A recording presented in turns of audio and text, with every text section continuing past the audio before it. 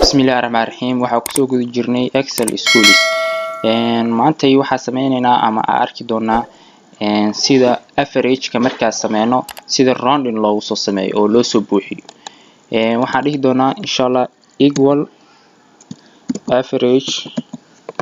Markii average-ka doorno kadib maadooyinka ayagana highlight saarno shift 0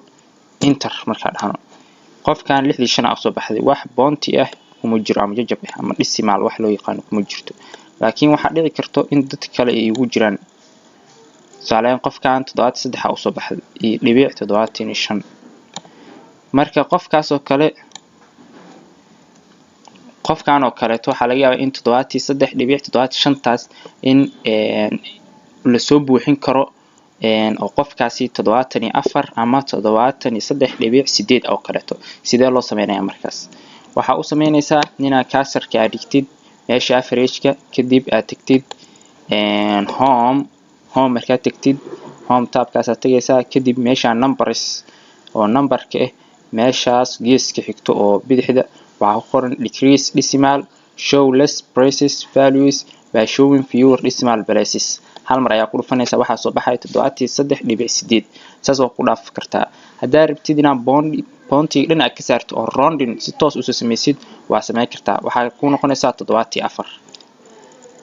sidaas ay average ku noqonayaan kuwa dhameystiran hadii aanu u nimaano remarkiga asiga waxa soo sameeyna horay asiga oo formal la isticmaalayo maanta waxa arki doonaa asoo formal in la isticmaaleen oo position-ka oo ah oo noqon doona qofka passed iyo failed waxa ku dhufan doonaa insha Allah formulas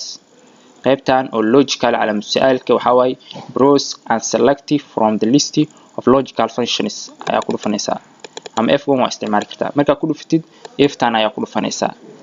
kana ku soo bixi doono kadib ka maxaa sameynaysaa marka waxa sameynaysaa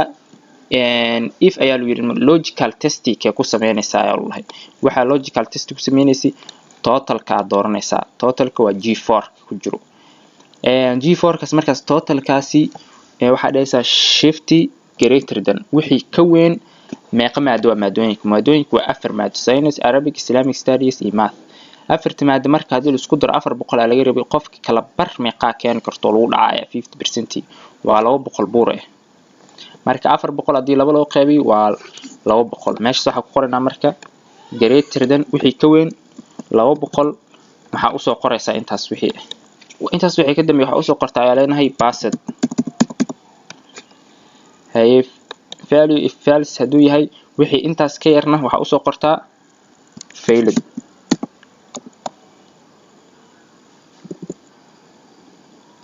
failed ayaa u soo qoraya markaas waxa leenahay okay marka waa kaas qof koowaad waa passed ilaa 260 oo keenay 200 meeshii laga rabay waa kaas waxa dhacay markii Khadiija Yaasiin ayaa failed Axmed Xasan waa passed Anab Jaamac waa passed Faarax Abdullahi waa passed Ali Usmaan waa passed aad u mahadsantiin soo dhawaada channel-ka subscribe noo saara wa billahi tawfiiq